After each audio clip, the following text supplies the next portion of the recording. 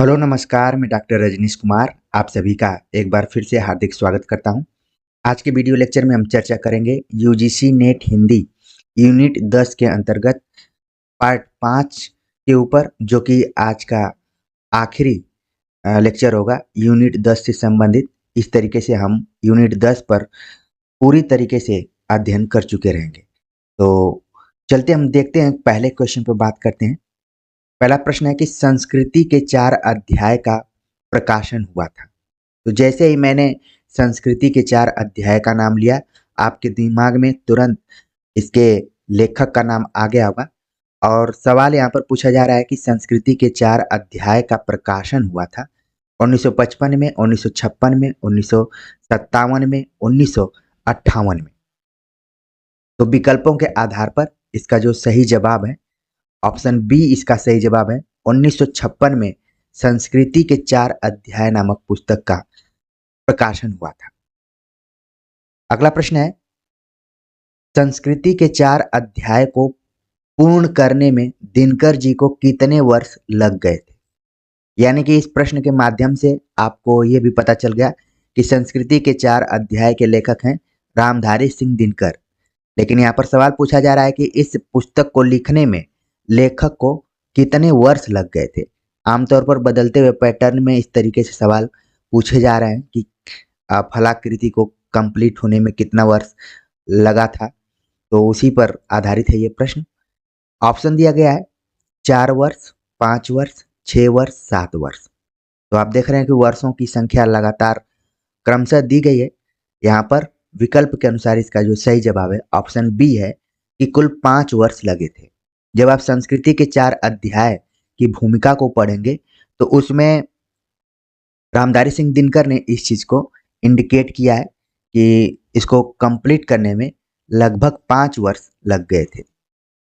अगला प्रश्न है, संस्कृति के 4 अध्याय में कुल कितने अध्याय हैं?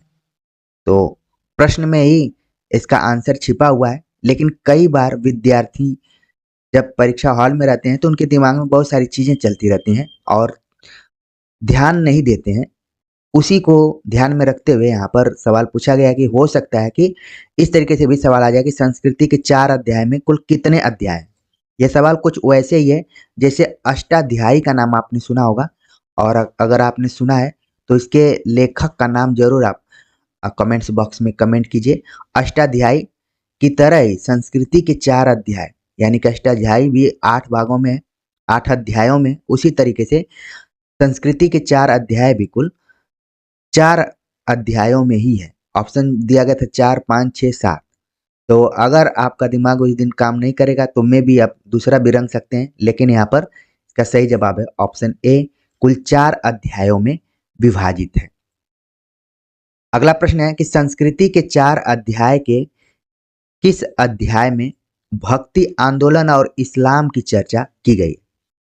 हालांकि संस्कृति के 4 अध्याय पुस्तक को आप पढ़ेंगे तो काफी इसमें विस्तृत से चीजों को दिया गया है चारों अध्यायों में। लेकिन यहाँ पर सवाल देखिए कैसे बन रहा है कि अगर भक्ति आंदोलन और इस्लाम की चर्चा के बारे में बात करें तो किस अध्याय में इसका उल्लेख किया गया? ऑप्शन दिया गया प्रथम, द्वितीय, तृतीय, चतुर्थ। तो जो आप इस बुक को पढ़ेंगे तो आपको इसका सही जवाब मिलेगा कि तीसरे अध्याय में भक्ति आंदोलन और इस्लाम की चर्चा की गई। तो इस तरीके से आपका हिंदी साहित्य भी इससे जुड़ गया और संस्कृति के 4 अध्याय से संबंधित क्वेश्चन भी तैयार हो गया। खासतौर से जो बच्चे जेएनयू में पढ़ाई करेंगे या फिर पढ़ाई कर रहे होंगे उनको इस बुक को कई बार पढ़ने का मौका मिलता है। बाकी स्वतः अपने जिज्ञासा के अनुसार इस बुक को पढ़ सकते हैं, बहुत ही अच्छी बुक है। अगला प्रश्न है कि संस्कृति के 4 अध्याय की भूमिका किसने लिखी है? संस्कृति के 4 अध्याय की भूमिका किसने लिखी है? ऑप्शन दिया गया रामधारी सिंह दिनकर, जवाहरलाल नेहरू, कमलेश्वर, राजेंद्र यादव। तो विकल्प के अनुसार इसका जो सही जवाब है यहाँ पर ऑप्शन बी इसका सही जवाब है कि जवाहरलाल नेहरू ने इसकी भूमिका लिखी थी। और आप जानते हैं कि जवाहरलाल नेहरू और रामधारी सिंह दिनकर काफी अच्छे मित्र थे, ठीक है। और कई बार तो इन्होंने मंचों को भी आपस में आदान प्रदान किया है। एक ही साथ लेक्चर इत्यादि देने के लिए इनको आमंत्रित किया गया था। और एक घटना आप जानते हैं कि मंच पर एक बार जवाहरलाल नेहरू चढ़ते हुए लड़खड़ा गए थे और रामधारी सिंह दिनकर ने उनको संभाल लिया था, तो उन्होंने उनके कान में कहा कि अगर शायद आप नहीं रहते तो आज मैं गिर जाता। तो रामधारी सिंह दिनकर ने बहुत ही मार्के की बात कही कि जब जब राजनीति लड़खड़ाई है, तब तब साहित्य ने उसे संभाला है। और बहुत ही ये बड़ी बात उस समय रामधारी सिंह दिनकर ने जवाहरलाल नेहरू के लिए कही थी। तो इस चीज को भी ध्यान में रखिए। इसीलिए संस्कृति के 4 अध्याय की भूमिका जवाहरलाल नेहरू ने लिखी थी। हालांकि वर्तमान समय में इस तरह की घटनाएं बहुत कम देखने को मिलती हैं। अगला प्रश्न है कि संस्कृति के 4 अध्याय को लेखक ने किसको समर्पित किया है। ये भी बहुत ही इंपॉर्टेंट क्वेश्चन है। भूमिका जबकि आप देख रहे हैं कि कोई उस समय का राजनेता लिखा हुआ है, संस्कृति के 4 अध्याय को रामधारी सिंह दिनकर ने किसको समर्पित किया गया। ऑप्शन दिया गया है भीमराव अंबेडकर, जवाहरलाल नेहरू, राजेंद्र प्रसाद, महात्मा गांधी। तो इसका जो सही जवाब है यहाँ पर ऑप्शन सी इसका सही जवाब है कि संस्कृति के 4 अध्याय को रामधारी सिंह दिनकर ने राजेंद्र प्रसाद यानी भारत के प्रथम राष्ट्रपति और देश रत्न राजेंद्र प्रसाद को उन्होंने समर्पित किया है। तो इन दोनों डिफरेंसेज को ध्यान में रखिए। भूमिका जबकि लिखी है जवाहरलाल नेहरू ने और समर्पण किया गया है राजेंद्र प्रसाद को। अगला प्रश्न है कि मेरी तिब्बत यात्रा के संदर्भ में सही नहीं है। तो आप देख रहे हैं यहाँ पर क्वेश्चन अब बदल गया है। जैसा कि मैंने कहा मेरी तिब्बत यात्रा, तो आपके दिमाग में इसके राइटर का नाम भी आ गया होगा और जो भी मुख्य तथ्य हैं उन तथ्यों के बारे में भी आपके दिमाग में कुछ कुछ आने लगा होगा। यहाँ पर सवाल पूछा गया कि कौन सा ऑप्शन है जो कि मेरी तिब्बत यात्रा के संदर्भ में सही नहीं है। ऑप्शन दिया गया डायरी शैली में है। यह 1937 में प्रकाशित हुई थी। इसका प्रकाशन दारागंज से हुआ था। यह अज्ञेय का यात्रा वृत्त है। तो आपके दिमाग में तुरंत इसका सही जवाब आ गया होगा कि ऑप्शन डी इसका यहाँ पर सही जवाब है कि अज्ञेय का यात्रा वृत्त नहीं है, बल्कि ये राहुल साकृत्यायन द्वारा लिखा गया यात्रा वृत्त है और यह डायरी शैली में और 1937 में प्रकाशन हुआ था। दारागंज से ये निकला हुआ था, यानी कि जो बच्चे इलाहाबाद में रहते होंगे दारागंज को बहुत अच्छे से जानते होंगे। और शुरुआत में जब मुझे भी इलाहाबाद जाना पड़ा था तो दारागंज ही पहले मैंने दर्शन किया, वहीं पर जाकर ठहरा था। तो ये भी ऐतिहासिक रहा। अगला प्रश्न है मेरी तिब्बत यात्रा कितने खंडों में। आप लगातार देख रहे हैं क्वेश्चंस को कि आज के लेक्चर में जो 3 रचनाएं शामिल की गई हैं वो खंडों में, कितने शीर्षकों में सब बटी हुई हैं। यहाँ पर देखिए मेरी तिब्बत यात्रा भी कई खंडों में बटी हुई है। अब आपके दिमाग में आ रहा होगा कि मेरी तिब्बत यात्रा कितने खंडों में। जो बच्चे अब तक पढ़ चुके होंगे तुरंत ऑप्शन में देखकर सही जवाब उनको मिल गया होगा, लेकिन यहाँ पर हम एक बार देख लेते हैं कि मेरी तिब्बत यात्रा कितने खंडों में है। ऑप्शन दिया गया है 4, 5, 6, 7, लगातार नंबर दिए गए हैं।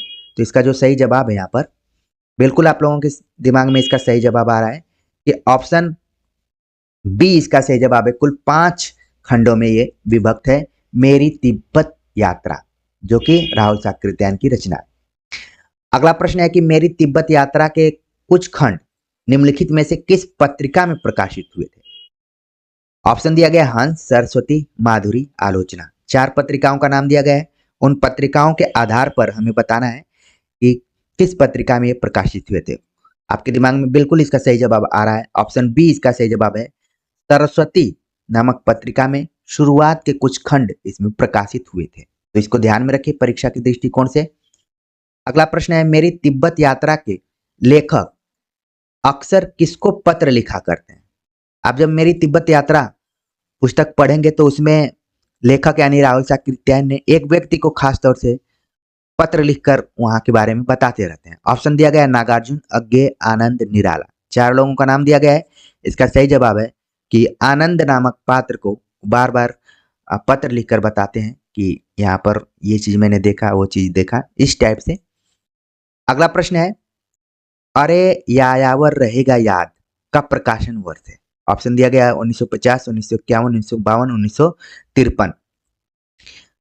जैसे ही मैंने बोला अरे यायावर रहेगा याद, आपके दिमाग में तुरंत इसके लेखक का नाम आ गया होगा। प्रकाशन वर्ष हमें बताना है। ऑप्शंस के आधार पर इसका जो सही जवाब है ऑप्शन डी है, 1953 ईस्वी में इसका प्रकाशन हुआ था। अगला प्रश्न है अरे यायावर रहेगा याद कितने खंडों में है। जैसा कि मैंने पहले भी बताया कि आज के लेक्चर में रचनाओं के खंडों के बारे में भी बात हो रही है और इस तरीके से सवाल प्रायः पूछे जाते रहे परीक्षाओं में। उम्मीद है कि आगे भी पूछे जाते रहेंगे। तो अरे यायावर रहेगा याद कितने खंडों में? ऑप्शन दिया गया 4, 5, 6, 8। तो इसका जो सही जवाब है ऑप्शन डी इसका सही जवाब है। कुल 8 खंडों में ये विभाजित है। अरे यायावर रहेगा याद। अगला प्रश्न है कि अरे यायावर रहेगा याद की मुख्य विषय वस्तु है। इसकी मुख्य विषय वस्तु क्या है? भारतीय इतिहास, भारतीय संस्कृति, भारतीय राजनीति, इनमें से कोई नहीं। 4 ऑप्शन दिए गए। अरे यायावर रहेगा याद की जो मुख्य विषय वस्तु है वो भारतीय संस्कृति के ऊपर आधारित है।